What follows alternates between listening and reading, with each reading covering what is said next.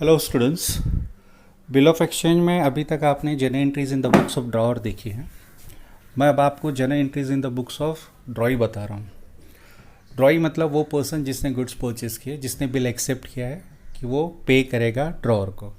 तो उसके बुक्स में एंट्रीज देखिए, ये 5 एंट्रीज हैं। अगर आपने ये अच्छे से कर लिए तो आपको ड्रॉई की बुक्स में कोई प्रॉब्लम नहीं होगी। जैसे आप जानते हैं आपका सम स्टार्ट होता है ड्रॉअर की बुक्स में सेल से। एक पर्सन सेल करेगा तो अदर पर्सन गुड्स परचेज करेगा। तो हम ड्रॉई की बात कर रहे हैं। तो ट्रांजैक्शन है when goods are purchased on credit.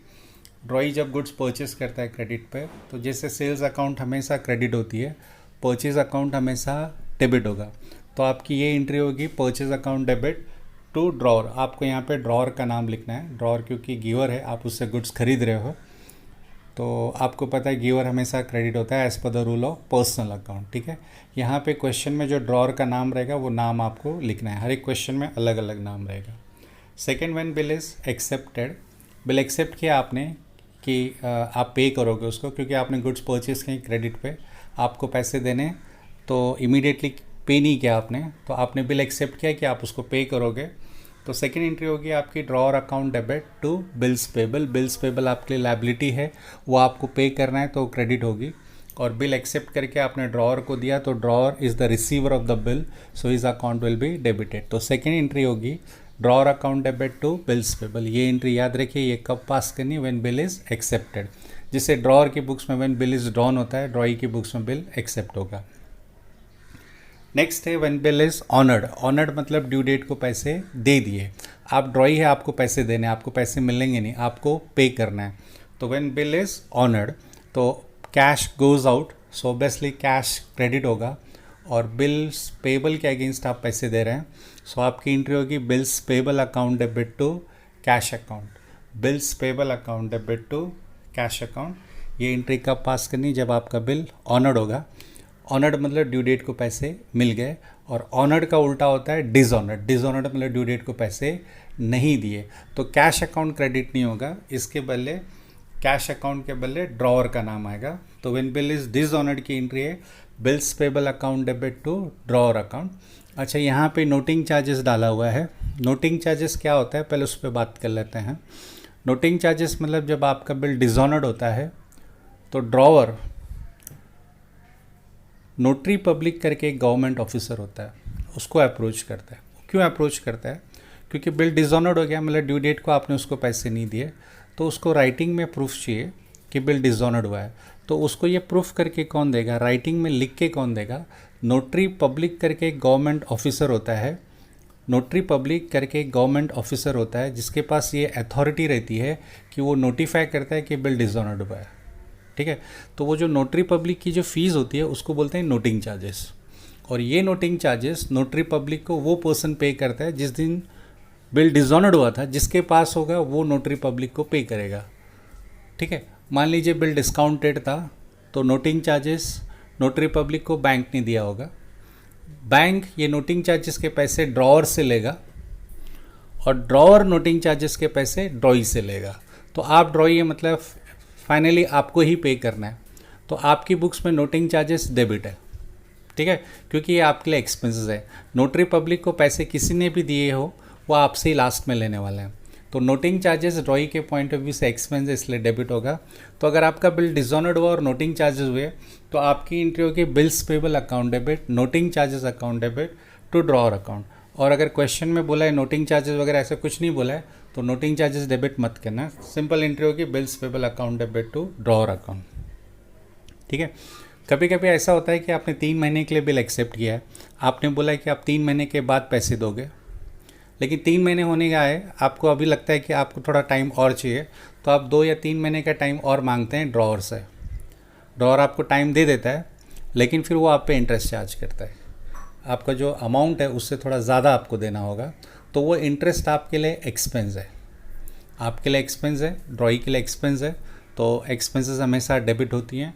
So interest account debit होगा, इंटरेस्ट अकाउंट डेबिट होगा। एंड टू ड्रॉअर मतलब ड्रॉअर का नाम आएगा, क्योंकि ड्रॉअर यहाँ पे क्रेडिटर है, उसको मिलेगा पैसा। So interest account debit to drawer account, ये इंटरेस्ट की एंट्री है। ये 5 एंट्रीज हैं। ये अगर आपको परफेक्ट याद है तो आप बिल ऑफ एक्सचेंज का कोई भी sum in the books of drawee कर सकते हैं। अब हम एक क्वेश्चन देखेंगे इस पे। हाँ, ये क्वेश्चन देखिए। On 18th June Rohan sold goods on credit for ₹40,000 to Naveen. Rohan ने 40,000 रुपये के गुड्स नवीन को बेचे हैं। तो यहाँ पे बिल कौन एक्सेप्ट करेगा? नवीन, क्योंकि नवीन ने गुड्स खरीदे हैं। रोहन ने सेल किए तो रोहन ड्रॉअर हो गया और ड्रॉई कौन हो गया? नवीन। ठीक है, जो गुड्स परचेस करेगा वो बिल एक्सेप्ट करेगा और वो ड्रॉई होता है। जो सेल कर रहा है वो ड्रॉअर होता है। तो हमको लास्ट लाइन में दिया है give general entry in the books of Naveen. Naveen मतलब ड्रॉई, तो आपको ड्रॉई की बुक्स में एंट्री पास करनी है, तो ड्रॉअर को भूल जाइए। आप 2 मिनट के लिए एज्यूम कीजिए कि आप ड्रॉअर हैं, सॉरी ड्रॉई हैं, आपका नाम नवीन है, आपको नवीन के पॉइंट ऑफ व्यू से एंट्री करनी है। तो फर्स्ट एंट्री, रोहन ने सेल किया मतलब आपने परचेस किया। परचेस की एंट्री अभी लास्ट टाइम आपने देखा था, एंट्री होगी purchase account debit to drawer. Purchase account debit to, यहाँ पे ड्रॉअर का नाम है रोहन, तो आपकी फर्स्ट एंट्री होगी purchase account debit to Rohan and amount is 40,000। Amount is 40,000। तो मेरे हिसाब से इस पर कोई प्रॉब्लम नहीं होनी चाहिए आपको।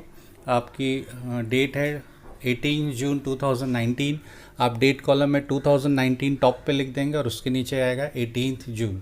तो आपकी एंट्री हो गई first entry in the books of Naveen, purchase account debit to Rohan account, amount is 40,000। ठीक है, उसके बाद दिया है Rohan draws a bill for 3 months and Naveen accepted the bill and return it to Rohan. इसका मतलब रोहन ने बिल ड्रॉ किया 3 महीने का, जिसको नवीन ने एक्सेप्ट किया और वापस से साइन करके रोहन के पास भेज दिया। तो ये एक ही ट्रांजेक्शन है। एक पर्सन बिल ड्रॉ करेगा मतलब दूसरा पर्सन बिल एक्सेप्ट करेगा, तो 2 डिफरेंट ट्रांजेक्शन्स नहीं है, एक ही ट्रांजेक्शन है। एक ने बिल ड्रॉ किया, दूसरे ने एक्सेप्ट किया। तो आपने क्या किया? आप नवीन है, आपने बिल एक्सेप्ट किया, आपकी बुक्स में बिल एक्सेप्टेड की एंट्री आएगी। बिल एक्सेप्टेड की एंट्री अभी आपने देखा था, सेकेंड एंट्री यहाँ देखिए, drawer account debit to bills payable. तो यहाँ पे सेकेंड एंट्री में बोला है when bill is accepted drawer account debit to bills payable. तो यहाँ पे ड्रॉअर का नाम है रोहन, तो आपकी एंट्री होगी second entry Rohan account debit to bills payable, Rohan account debit to bills payable. ठीक है, उसके बाद बोला है 19 जून, एक दिन के बाद रोहन ने बिल बैंक में डिस्काउंट करवाया। डिस्काउंट का मीनिंग आपको पता है, ड्रॉअर बैंक में जाएगा और बैंक से पैसे ले लेता है, तो बैंक उसको फुल पेमेंट नहीं करता है। तो मैं एक चीज़ आपको बता देता हूँ, in the books of drawee discounted, endorsement and bill sent for collection, इन तीनों से ड्रॉई को कोई मतलब नहीं होता है। इसका रीज़न मैं आपको बताता हूँ कि ये जो ट्रांजैक्शन हो रहा है बिल डिस्काउंटेड वाला, ये ट्रांजैक्शन ड्रॉअर और बैंक के बीच में हो रहा है। ड्रॉई इस ट्रांजैक्शन में इन्वॉल्व नहीं है, तो ड्रॉई की बुक्स में इस ट्रांजैक्शन की कोई एंट्री नहीं आएगी। आप ध्यान में रखिए, एंडोर्समेंट की entry, bill discounted with bank की एंट्री और bill send to bank for collection, इनसे ड्रॉई को कोई मतलब नहीं होता है।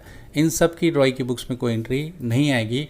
अगर आपके क्वेश्चन में ऐसा कोई ट्रांजेक्शन आता है तो आप कोई एंट्री मत पास करना इन द बुक्स ऑफ ड्रॉई। ड्रॉअर की बुक्स में एंट्री आएगी बट ड्रॉई की बुक्स में कोई एंट्री नहीं आएगी। ठीक है, ध्यान में रखिए, नोट लिख लीजिए, बना लीजिए। डिस्काउंटेड की, एंडोर्समेंट की और bill send to bank for collection से ड्रॉई को कोई मतलब नहीं होता है। ड्रॉई के सॉल्यूशन में इसका कोई इम्पैक्ट नहीं आएगा, तो ये ट्रांजैक्शन इग्नोर कीजिए। आगे चलते हैं। ठीक है, on the due date Naveen dishonoured is acceptance and bank paid noting charges 350। अब डिसऑनर्ड हो गया आपका बिल, तो एंट्री लिखना कोई हार्ड नहीं है। बिल जो एक्सेप्टेड किया आपने उसी को रिवर्स करना है। डिसऑनर्ड मतलब आपने टाइम पे पैसे नहीं दिए, जिस दिन पैसे की बात थी। तो यहाँ पे ड्यू डेट 18 जून को बिल ड्रॉ हुआ था, 18 जून को गुड्स सेल हुए थे, तो उसी दिन बिल ड्रॉ हुआ था। 3 महीने का बिल था, 3 महीने का बिल था। तो आपकी ड्यू डेट क्या होनी चाहिए? 18 जून में अगर आप 3 महीने ऐड करोगे तो जून के बाद जुलाई, अगस्त, सितंबर, सितंबर 18 आपकी डेट आ रही है, प्लस 3 डेज आप ग्रेस डेज ऐड करते हो, तो आपकी ड्यू डेट हो जाएगी 21 सितंबर 2019। और आपकी एंट्री डिसऑनर्ड की entry bills payable account debit, bills payable account debit 40,000 आपको दिख रहा होगा। Noting charges account debit 350। 350 कहाँ से है? क्वेश्चन में आ दिया है आपको, और मैंने आपको बताया था नोटिंग चार्जेस आपको डेबिट करना है। रीज़न, यहाँ पे बिल डिस्काउंटेड था, मतलब बिल जिस दिन डिसऑनर्ड हुआ उस दिन बिल ड्रॉअर के पास भी नहीं था, बैंक के पास था।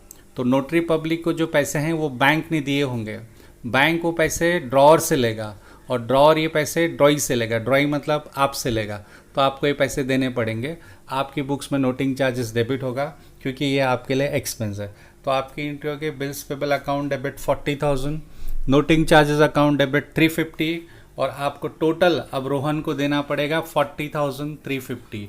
आपको रोहन को टोटल पैसे देने पड़ेंगे 40,350।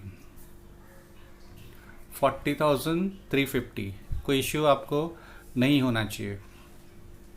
40,350 मैं आपको अमाउंट बता रहा हूँ, 40,350 और टोटल करके हो गया 40,350। ये रोहन के कॉलम में जाएगा। ओके, सो कोई इश्यू नहीं होना चाहिए। नेक्स्ट एंट्री क्वेश्चन में आपके बोला है, आप देखिए आपके क्वेश्चन में वापस से चलते हैं। बिल डिसऑनर्ड होने के बाद क्या हुआ? On the due date the bill was dishonoured. आगे क्वेश्चन में बोला है नवीन देन रिक्वेस्टेड, यहाँ देखिए Naveen then requested to renew the bill, नया बिल बनाने के लिए रिक्वेस्ट की है। रोहन ने एग्री किया है on the condition that Naveen pay interest on the balance at 12% per annum. जितना पैसा बचेगा उस पर 12% इंटरेस्ट देना पड़ेगा। तो यहाँ पे 12% इंटरेस्ट आपको देना पड़ेगा जितना पैसा बाकी है। तो आपने उसको कुछ कितना पैसा दिया? Naveen should pay interest on the balance at 12% per annum plus noting charges. Naveen should pay interest on the balance at 12% per annum plus noting charges. तो अभी आप देखिए 40,000 का बिल था, ठीक है, 350 रुपये नोटिंग चार्जेस हुए। तो नोटिंग चार्जेस के पैसे तो वो अभी दे रहा है, प्लस इंटरेस्ट दे रहा है 12% 40,000 पे। तो इंटरेस्ट कैसे कैलकुलेट होगा? आपका इंटरेस्ट कैलकुलेट होगा 40,000 इंटू 12/100 क्योंकि 12% है, और इंटू पीरियड इज 2 मंथ्स, तो 2/12। तो ध्यान दीजिए 40,000 मैं कहाँ से ले रहा हूँ? 40,000 आपके बिल का अमाउंट है, 12% रेट ऑफ इंटरेस्ट है, ये आपको क्वेश्चन में दिया है, और 2 मंथ्स पीरियड है, तो 2/12। तो मैं आपको क्लियर कर देता हूँ एक बार, इंटरेस्ट का अमाउंट कैसे कैलकुलेट होता है। इंटरेस्ट हमेशा बैलेंस अमाउंट पे कैलकुलेट होता है। मान लीजिए अगर 40,000 में से वो 10,000 दे देता तो इंटरेस्ट आप 30,000 पे कैलकुलेट करते हैं, लेकिन उसने कुछ भी पे नहीं किया है तो इंटरेस्ट पूरे 40,000 पे कैलकुलेट होगा। 40,000 इंटू 12/100 इंटू 2/12 ये आपका अमाउंट होगा। तो एंट्री, क्योंकि ये इंटरेस्ट आपके लिए एक्सपेंस है, इंटरेस्ट आपके लिए एक्सपेंस है, यहाँ सितंबर 21 नीचे चला के देखिए, इंटरेस्ट आपके लिए एक्सपेंस है, इसलिए आपने डेबिट किया। Interest account debit to Rohan account, interest account debit to Rohan account 800, sorry ये 800 कैसे आया मैं एक बार फिर से बताता हूँ आपको। शायद मैंने 3 मंथ्स बता दिया आपको, 3 मंथ्स नहीं है ये, 40,000 अमाउंट है, rate of discount interest is 12 into period is 2 month, sorry मैंने लास्ट टाइम शायद 3 मंथ्स बोल दिया आपको, तो ये 2 मंथ्स है। अच्छा, ये 2 मंथ्स कौन सा? नया बिल का पीरियड लेना है 2 मंथ्स, तो ये आप अगर कैलकुलेट करेंगे तो आपको 800 रुपीज़ मिलेगा, ठीक है। सो इसका नरेशन आएगा बीइंग इंटरेस्ट रिसीवेबल। अगर ये लास्ट टाइम मैंने 3 मंथ्स बोल दिया तो गलती से बोल दिया, इंटरेस्ट 2 मंथ्स का ही कैलकुलेट होगा। आप बोले हैं सर कैसे मालूम पड़ता है? पुराना बिल का पीरियड नहीं देखना है आपको नए बिल का पीरियड देखना है। तो नए बिल का पीरियड 2 मंथ्स है, तो आप 2 मंथ्स का इंटरेस्ट कैलकुलेट करेंगे। 40,000 पे 12% फॉर 2 मंथ्स। इंटरेस्ट डेबिट के आप समझ गएंगे एक्सपेंस है, और रोहन है, रोहन क्रेडिट होगा क्योंकि रोहन ड्रॉअर का नाम है, ठीक है। तो क्वेश्चन में था कि वो नोटिंग चार्जेस और इंटरेस्ट अभी आपको दे रहा है, मतलब उसने 1150 आपको पे किया, तो उसकी एंट्री आपने पे किया उसको, और आपने चेक से पे किया, तो Rohan account debit to bank account. आप कैश नहीं लिख सकते हैं, आपको बैंक बाय रूल लिखना पड़ेगा क्योंकि चेक से पेमेंट है, तो बैंक अकाउंट लिखना पड़ेगा। आपको 1150 पे डाउट आ रहा होगा, तो ये 1150 कैसे हुआ? 800 रुपीज़ इंटरेस्ट का अमाउंट है और 350 रुपये नोटिंग चार्जेस हैं, तो दोनों मिला के आपने 1150 उसको पे किया है। सो कोई इश्यू नहीं इस पर। और बाकी बचे 40,000, तो वो 40,000 के लिए आपने एक नया बिल एक्सेप्ट किया। तो आपने बिल एक्सेप्ट किया, उसने ड्रॉ किया होगा, तो उसने क्या किया वो नहीं देखना है, आपने एक्सेप्ट किया तो आपके एक्सेप्टेड की एंट्री आएगी drawer account debit to bills payable. तो यहाँ पे ड्रॉर का नाम है रोहन, तो Rohan account debit to bills payable 40,000। Date same चल रही है, सितंबर 21 को ये सारे ट्रांजेक्शन अभी तक हो रहे हैं। आपने बिल एक्सेप्ट किया कि आप उसको 2 महीने बाद पैसे दोगे, ठीक है। क्वेश्चन में आगे दिया है कि 2 महीने के बाद आप इंसॉल्वेंट हो गए। क्वेश्चन जरा एक बार देख लीजिए, वहाँ पे मेंशन किया है कि आप इंसॉल्वेंट हो गए। इंसॉल्वेंट मतलब आप बैंकरप्ट हो गए। बैंकरप्ट हो गए मतलब बैंकरप्ट मतलब वो आदमी होता है जो इस पोजीशन में नहीं है कि अपना पैसा, अपना कर्जा पे कर पाए, मतलब उसने बहुत ज़्यादा लाइबिलिटीज़ ले ली हैं, अब उसकी एसेट्स बेच के भी लाइबिलिटीज़ पे नहीं होने वाली, तो ऐसे आदमी को हम बैंकरप्ट बोलते हैं। तो ऑब्वियसली आप किसी का भी पैसा नहीं दे पाओगे। तो आपने जो बिल एक्सेप्ट किया तो वो भी डिसऑनर्ड होगा क्योंकि आप इस पोजीशन में नहीं हैं कि पे कर पाएँ। तो आपने जो 40,000 का बिल एक्सेप्ट किया था सितंबर 21 को, वो डिसऑनर्ड होगा, तो उसकी एंट्री होगी उल्टा कर देते हैं हम। डिसऑनर्ड होगा तो बिल एक्सेप्टेड की जो एंट्री होती है उसको रिवर्स कर देते हैं। Bills payable account debit to Rohan account, bills payable account debit to Rohan account, amount is 40,000। Due date अभी आपको समझ गया होगा, 2 महीने का बिल था, सितंबर 21 को ड्रॉ किया था, तो 2 महीने बाद अक्टूबर नवंबर 21 आएगा, प्लस आप 3 डेज़ ऐड करेंगे तो नवंबर 24 आपकी ड्यू डेट होगी। ड्यू डेट को आपका बिल, आप इंसॉल्वेंट हो गए इसलिए आपका बिल डिसऑनर्ड हो गया। नरेशन देखिए लिखा है being bill dishonoured due to insolvency, ठीक है। अच्छा, कोई पर्सन जब इंसॉल्वेंट होता है तो उसकी प्रॉपर्टी बेच के पैसे वसूल होता है, तो जिन जिन का पैसा उस पर बाकी है उनको मिलता है। तो यहाँ पे आपकी प्रॉपर्टी 40,000 की थी, क्वेश्चन में दिया था कि प्रॉपर्टी बेच के 60% अमाउंट कलेक्ट हो गया है, 60% अमाउंट कलेक्ट हो गया है। तो देखिए रोहन अकाउंट डेबिट, क्यों रोहन डेबिट क्यों किया, क्योंकि रोहन रिसीवर है, आपकी प्रॉपर्टी बेच के उसको पैसे मिल रहे हैं। तो Rohan account debit 40,000 to cash account, cash गया आपका, आपकी प्रॉपर्टी बेच के लोगों को पे हुआ है, तो रोहन को भी पैसे मिले, पूरे पैसे तो नहीं मिले लेकिन 60% मिल गया, जितना जिसका बाकी था मिल गया। और बाकी पैसे जो नहीं मिले उसको हम बोलते हैं डेफिशिएंसी। एक्चुअली बैड डेब्ट्स हम ड्रॉअर की बुक्स में बोलेंगे। बैड डेब्ट्स का मतलब है कि किसी ने हमारे पैसे नहीं दिए, उसको हम बैड डेब्ट्स बोलते हैं। हाँ, हमारी वजह से अगर किसी और का नुकसान हो गया तो वो बैड डेब्ट्स नहीं हुआ, वो हुआ डेफिशिएंसी। हमारा किसी ने नुकसान कर दिया तो वो बैड डेब्ट्स होगा। हमारी वजह से किसी और का नुकसान हो गया, हमने किसी का नुकसान कर दिया तो बैड डेब्ट्स नहीं हुआ, वो हो गया डेफिशिएंसी। तो यहाँ पे डेफिशिएंसी आएगी 16,000। 16,000 कैसे आया, 40,000 माइनस 24,000, 16,000। और इसका नरेशन था being 60% of the amount recovered as first and final dividend, मतलब ये आखिरी पेमेंट है, इसके बाद ड्रॉई को कोई पैसे, सॉरी ड्रॉअर को कोई पैसे आपसे मिलने वाले नहीं हैं, क्योंकि आपकी जितनी प्रॉपर्टी थी सब बेच के इतना ही पैसा मिला, ठीक है। तो आई होप आपको ये समझ गया होगा। बार बार सेम एंट्रीज आती हैं तो ध्यान में आ जाता है। अभी एक और समय इसमें नेक्स्ट क्वेश्चन देखते हैं। हाँ, यहाँ पे देखिए, Seema purchased goods from Roma on credit on 1 August 2019 for ₹37,000। Seema purchase goods, और लास्ट लाइन में बोला है give general entry in the books of सीमा।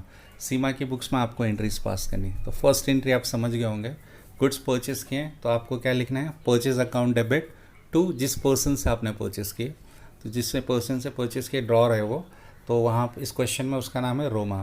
तो आपकी first entry purchase account debit to Roma, तो मुझे नहीं लगता इस पर कोई प्रॉब्लम होना चाहिए। परचेज की एंट्री आप याद ही रखिए, purchase account debit to Roma, अभी लास्ट सम में भी थी है, 37,000 अमाउंट आएगी और डेट है 2019 अगस्त 1, ठीक है। फर्स्ट एंट्री हो गया, नरेशन आएगा being goods purchase on credit. ये जब भी आपका सम परचेज से स्टार्ट होगा ये एंट्री आएगी। कभी कभी ज़रूरी नहीं कि हर सम परचेज से स्टार्ट हो, अगर परचेज से स्टार्ट नहीं है तो ये एंट्री नहीं आएगी, डायरेक्ट बिल एक्सेप्टेड या बिल ड्रॉन से एंट्री आएगी। तो यहाँ पे है परचेज से, तो आपने परचेज की एंट्री की। उसके बाद बोला है Seema accept bill for 3 months drawn by Roma. Roma ने बिल ड्रॉ किया और आपने बिल एक्सेप्ट किया, तो आपकी बुक्स में एक्सेप्टेड की एंट्री आएगी। एक्सेप्टेड की entry drawer account debit to bills payable, drawer account debit to bills payable. यहाँ पे ड्रॉअर का नाम है रोमा, तो Roma account debit to bills payable, ये आपकी एंट्री होगी सेकंड एंट्री। तो फर्स्ट 2 एंट्रीज पे मुझे नहीं लगता कोई प्रॉब्लम है आपको। पहले परचेस की एंट्री थी, वो याद ही रखना है, परचेस तो हमेशा डेबिट ही होता है, चाहे बिल ऑफ एक्सचेंज करें, चाहे 12th स्टैंडर्ड में या किसी भी ईयर में रहे, परचेस हमेशा डेबिट ही होगा, सेल्स हमेशा क्रेडिट ही होगा। तो first entry purchase account debit to Roma, और सेकेंड एंट्री भी आप याद रखिए बिल एक्सेप्टेड की एंट्री है, drawer account debit to bills payable. तो ड्रॉर का नाम है Roma, Roma account debit to bills payable. Question आगे है, on the same date Roma discount the bill with bank for ₹36,200 on third August, sorry date में कुछ कन्फ्यूज़न है, सेम डेट को बिल बना था, रोमा ने बिल डिस्काउंट कराया 3 अगस्त को। इससे आपको कोई मतलब नहीं। अभी लास्ट समय भी हम बात कर रहे थे डिस्काउंटेड की, इंडोर्समेंट की और bill send to bank for collection से ड्रॉई को कोई मतलब नहीं होता है। रीज़न ये है कि वो ट्रांजेक्शन ड्रॉर और बैंक के बीच में हो रहा है, तो आप उसमें इन्वॉल्व नहीं हैं। आप एक चीज़ याद रखिए, अगर आप ट्रांजेक्शन में इन्वॉल्व है तो ही आपकी बुक्स में एंट्री आती है। कोई और लोग ट्रांजेक्शन्स कर रहे हैं तो आपकी बुक्स में एंट्री नहीं आएगी।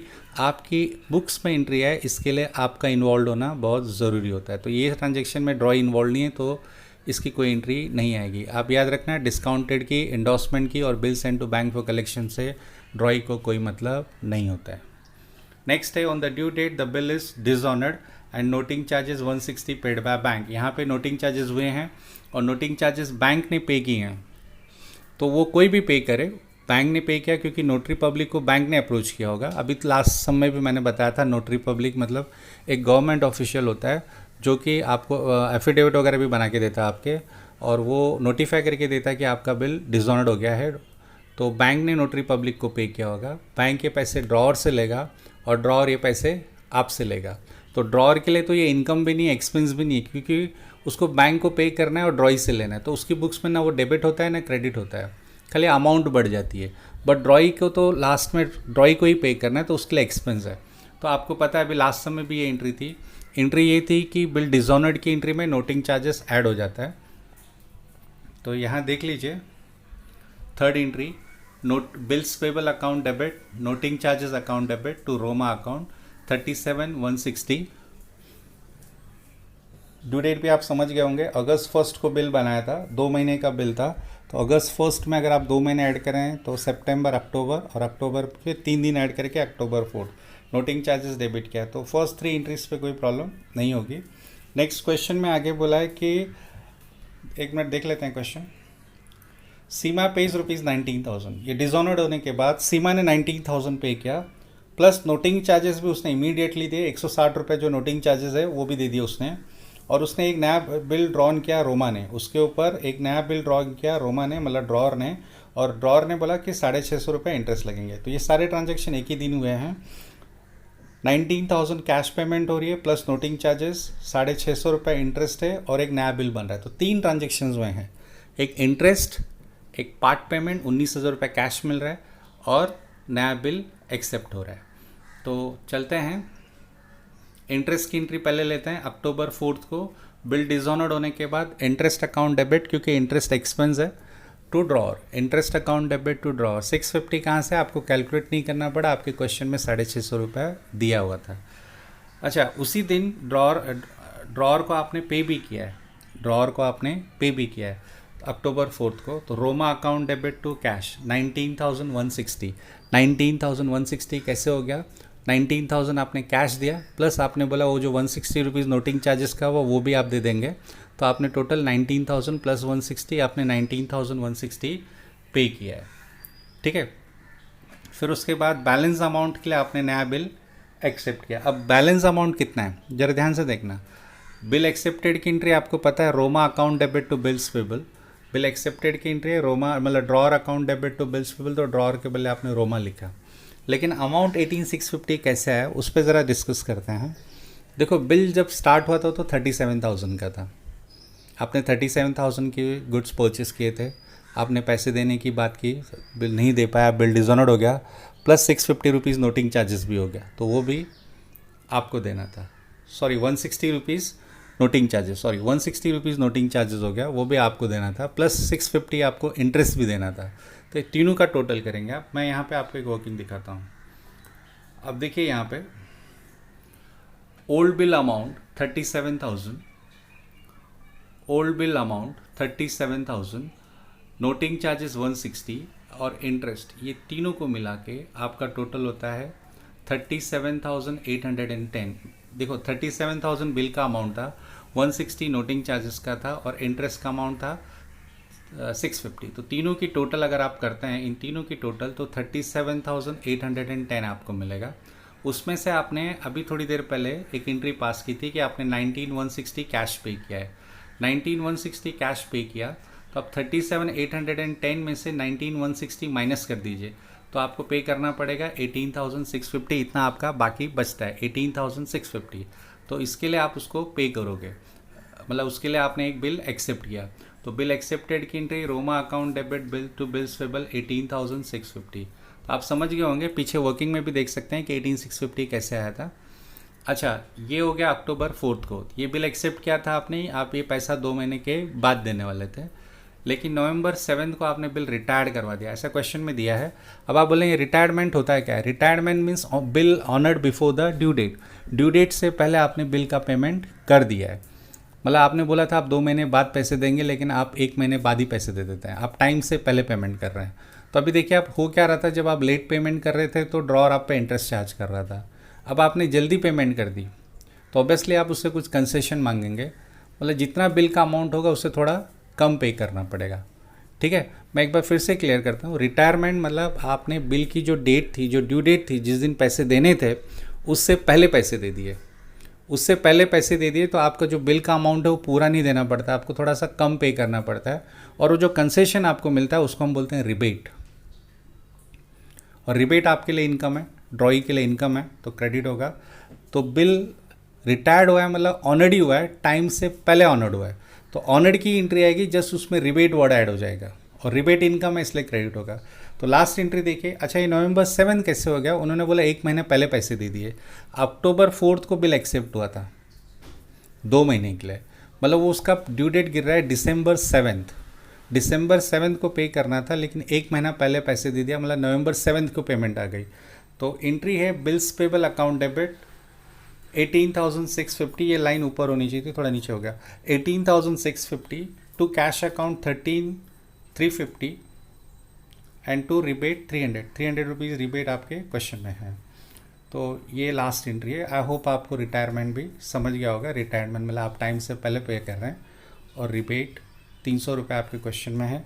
18,350 आपने पे किया, 18,650 देना था, 300 रुपये अगर आपको कंसेशन मिला तो आप पे करेंगे 18,350। ठीक है, समझ गया आपको? Thank you.